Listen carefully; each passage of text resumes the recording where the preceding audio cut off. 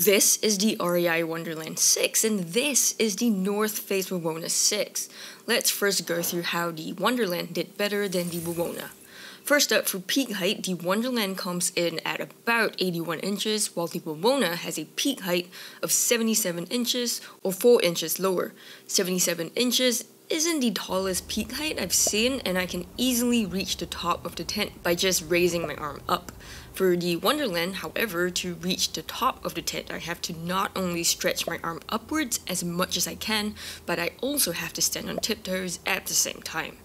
And it's not just the peak height that the Wonderland did better in. It also has much more livable space than the Wawona. Here's why. For the Wawona, which is a dome-shaped tent, the peak height is only at the center. In fact, when I take just 2 steps away from the peak height, my head would touch the side of the tent right here. However, for the Wonderland, I got the peak height, give or take a few inches, across the entire length of the tent, which is super cool.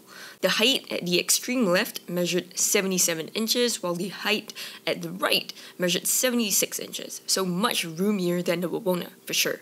Still, on the livable space issue, I want to talk a little bit about the sidewalls too. For the Wawona, the walls slope inwards quite a bit, like every other dome tent, so when I stretch my arms out, it touches the sides of the tent very easily, like this. On the other hand, with the Wonderland, it has these U-poles. I call them U-poles because they look like an inverted U. These U-poles create extremely vertical sidewalls, especially the poles at the extreme right and left of this tent. Here's just a simple camera shot of the wall and you can see how vertical it is. On top of that, I can press my body against the sidewall of this tent and stand completely upright against the wall, which basically shows you how vertical it is. So when I slept at the very sides of the Wonderland, I never felt as squished or claustrophobic as I did when I slept in other tents. In the Wonderland, I could raise my arms up no problem without ever touching the wall.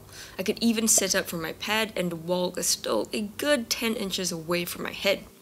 On the other hand, for the Wawona, even with just 2 queen beds, it somehow still felt pretty tight at the sides. My hand would still graze the wall when I raised my arm up, and here's a closer look at what sleeping at the sides would look like. Not exactly the most spacious, and that's just with 4 people inside the tent on 2 almost queen-size beds, not even 6 people, and that was even more claustrophobic.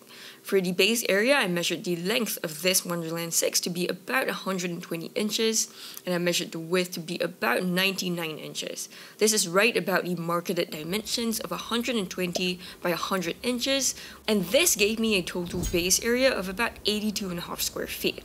For the Wawona though, I measured the length to be about 116 inches and the width to be about 94 inches, giving me a total base area of just 76 square feet, which is quite a bit smaller than it should have been. While the Wonderland comes with 1 room divider, allowing me to split the tent into 2 rooms, the Wawona didn't come with any room divider. I really quite liked the Wonderland's divider. It has a zip in the middle so that I could easily access either room without ever having to take down the divider. The fabric isn't too see-through, and also the gaps around the divider aren't too big, like so. The Wonderland also has better quality doors than the Wawona. Here's why. The Wonderland has 2 doors, one on the left and the other on the right. Both are exactly the same and both equally huge, each measuring 66 inches in length by 64 inches in width. Notice how they take up almost the entire wall of the tent. The zipping experience was also really good. Here are some real-time clips of me unzipping each door, which takes just 3 seconds. I could do so completely one-handed with no fumbling at all. After that, all I had to do was to tuck the door fabric into one of the pockets next to the door, taking another 4 seconds to do so. Very quick and very user-friendly. The Wawona's front door has lots of the same pros, like very huge, with the same snag-free, one-handed, 3-second zipping experience, but the thing is, after that, to keep the door open, you gotta roll the fabric up neatly and tie it to the top with these 2 toggles, so not quite as user-friendly as the Wonderland's door pockets, because it takes about 15 seconds to tie the door up. And the back door of the Wawona is not quite as user-friendly as well. To keep this door open, you gotta unzip not just the door fabric, you gotta unzip the inner window fabric as well. Then you gotta tie up the inner window fabric first before you can tie up the door fabric. On top of that, this back door is so small, so definitely nowhere as good as the Wonderland. Oh, and one small point here on zipper quality, the Wonderland's doors come with 2 YKK zippers each, while the Wawona's doors come with 2 SBS zippers each, so a grade lower than YKK for sure. The Wonderland also easily beats the Wawona when it comes to hot day ventilation. When I take the rainfly off, and I recommend doing so for sunny days, check out how much mesh there is on this tent.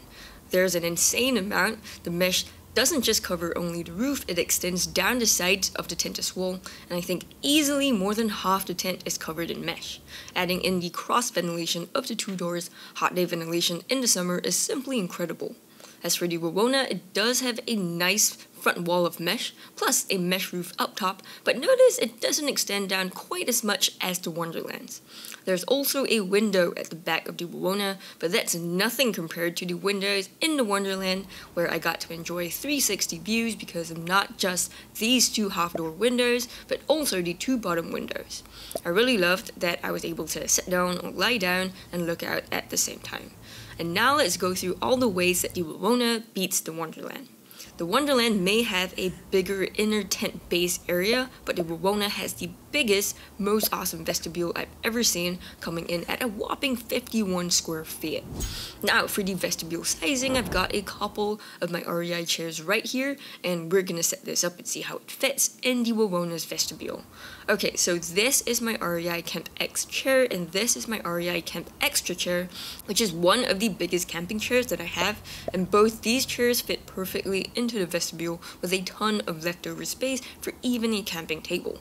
When I rearrange both these chairs like this, they really fit perfectly as well, so you get tons of flexibility on how you want to store your stuff in the vestibule.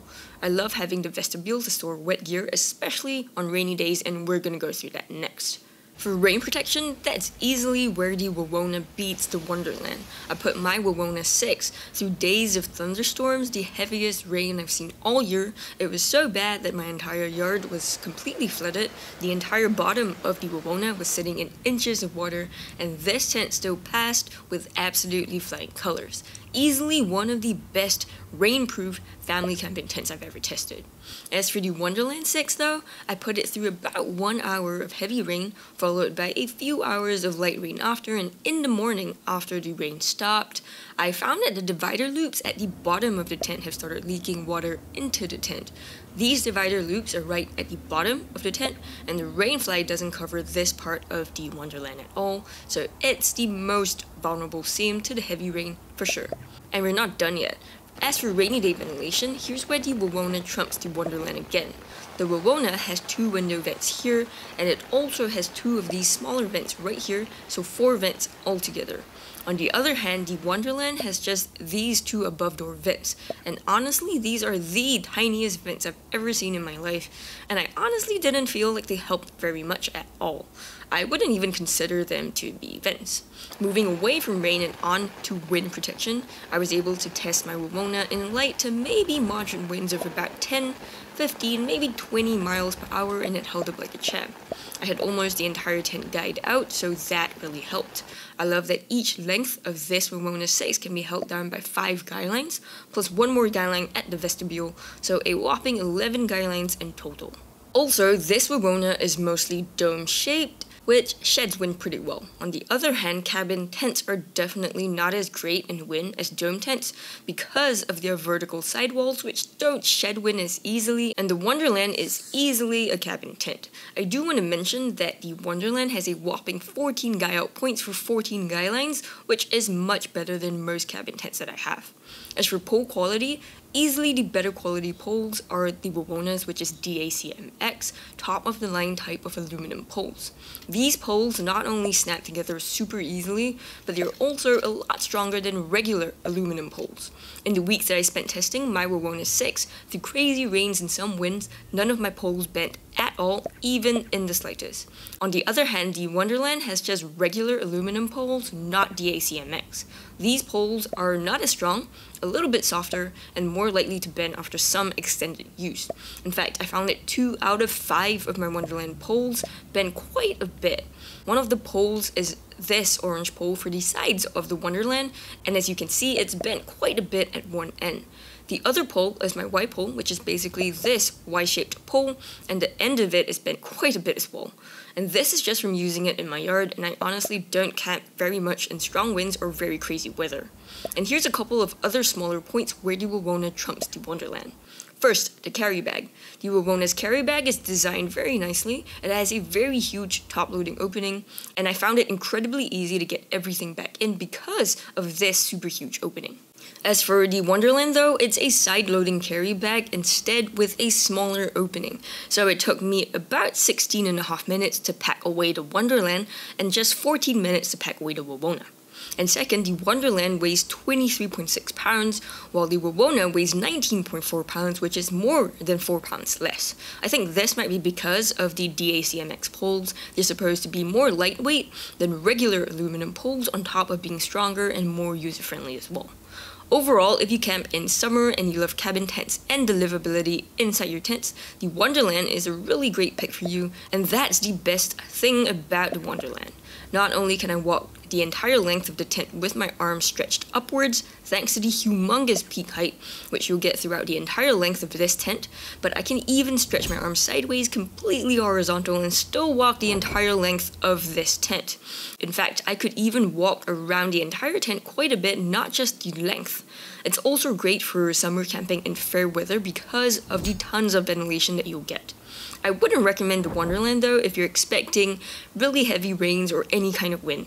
I just don't think this tent was meant for that. These softer aluminum poles will definitely be wrecked in strong winds for sure. And that's where the Wawona comes in.